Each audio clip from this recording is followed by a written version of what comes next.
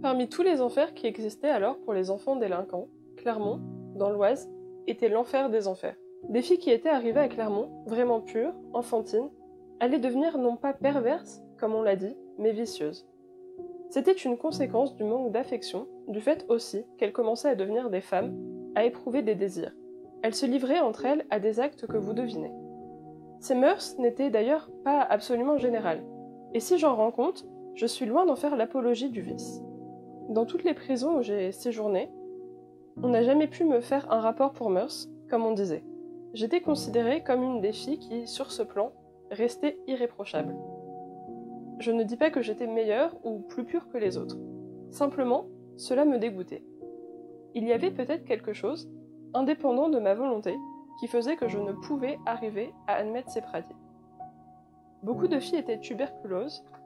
Cela venait de ce que nous étions mal nourris, très mal habillés, et que le chauffage était à peu près inexistant, sauf durant les heures de travail, car il fallait que les surveillantes aient chaud. Alors, nous bénéficions de la chaleur à ce moment-là.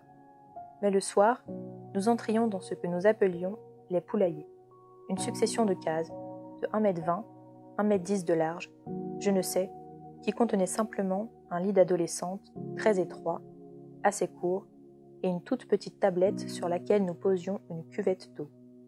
Pour les besoins indispensables de la nuit, nous avions un vase de nuit qui n'avait pas de couvercle.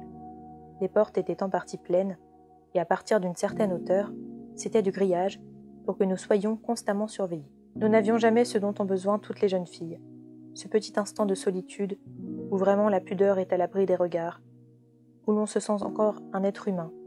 C'est un désir normal d'être seul pour sa toilette, ou comme c'était le cas lorsque nous avions la dysenterie. Être constamment vu était tellement avilissant pour nous que cela rendait l'atmosphère horrible. Nous avions, en plein hiver, 2 ou 3 pommes et une soupe infecte.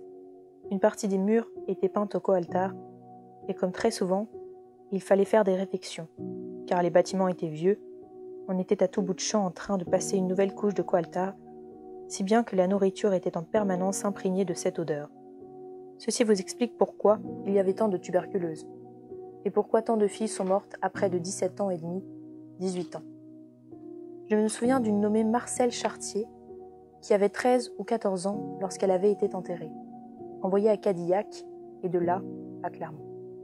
Elle est morte à 17 ans et demi en raison des traitements qu'elle avait connus. Camisole de force, manque de nourriture, froid. Il y avait aussi quelque chose de terrible, beaucoup plus terrible qu'à Cadillac, la camisole de force. La camisole de force, on l'employait à Cadillac, mais tout de même pas de cette façon. Au lieu de nous mettre la camisole de force de la façon normale, c'est-à-dire en enfilant les bras dans les manches de la camisole, qui se trouvent closes aux extrémités, puis de les maintenir par l'espèce de crochet qui se trouve devant, à Clermont, on nous mettait les bras en ailes de pigeon. Le bras droit était croisé dans le dos, on le faisait passer sur l'épaule gauche et il descendait très loin devant, presque à la naissance de la poitrine. Pour l'autre bras, on en faisait autant dans le sens contraire. Je peux citer le cas de Lucie Maufray, qu'il avait enduré pendant 3 jours. Lorsque la camisole de force était mise de cette façon, il en résultait des tortures effroyables. Au lieu de faire passer ensuite Lucie à l'infirmerie, ou même de la renvoyer sur l'atelier, ou même de la laisser au cachot, mais dans les conditions dites normales, elle fut mise dans la camisole de force, appliquée cette fois de façon ordinaire. Elle y est restée quelques semaines, sans qu'on la lui retire pour ses besoins naturels. Lorsqu'on l'a ôtée, Lucie Maufray avait le corps couvert de verre. Je rapporte ce fait parce que Lucie, dont la vue fut gâchée comme la mienne, m'a autorisé à citer son nom. La seule organisation bien de l'époque était les cours. La plupart des filles de Clermont n'avaient pas leur certificat d'études. Comme moi, elles avaient dû travailler très tôt. Nous avions un professeur, mademoiselle Guyeux, qui était une excellente pédagogue, très ferme parce qu'il le fallait avec nous, je le reconnais. C'était une femme qui désirait nous aider. Elle nous donnait des cours le soir en plus de son travail à l'extérieur. Nous n'étions pas nombreuses à nous y inscrire. La plupart des filles qui étaient présentées par elle obtenaient leur certificat d'études. Comme je l'avais déjà, je n'avais pas envisagé d'assister à ces cours, mais une camarade me conseilla d'y venir pour me rendre compte et ils m'ont tellement plu que je suis restée. Mademoiselle Guyeux avait constaté que la plupart des cours qu'elle donnait étaient en dessous de ce que je savais. Elle avait résolu de me donner des leçons particulières. Comme je m'en tirais bien, l'on a envisagé de me faire passer mon brevet. À cette époque, les détenus ne pouvaient faire d'études supérieures. Il fallait donc demander une autorisation au ministère de la Justice. Ils ont été enchantés de cette idée qui était en somme, pour eux, comme une expérience. Mais les écoles normales, elles, ne voyaient pas cela du même œil. On se refusait énergiquement à communiquer à des prisonnières le programme. On répondait « il faudrait qu'elles viennent à l'école ». Naturellement, les règlements s'y opposaient. Excellente façon de refuser que je suive ces cours, même par correspondance. Enfin, qui a insisté, je ne sais pas, mais au bout d'un certain temps, l'autorisation est venue. Je recevais les devoirs du programme de l'école normale. J'ai passé le brevet simple avec une excellente mention. J'ai ensuite entrepris des études pour le brevet supérieur. Je croyais ce que l'on me disait, que ce serait pour moi un sérieux atout dans la vie. Je suis sortie en 1934.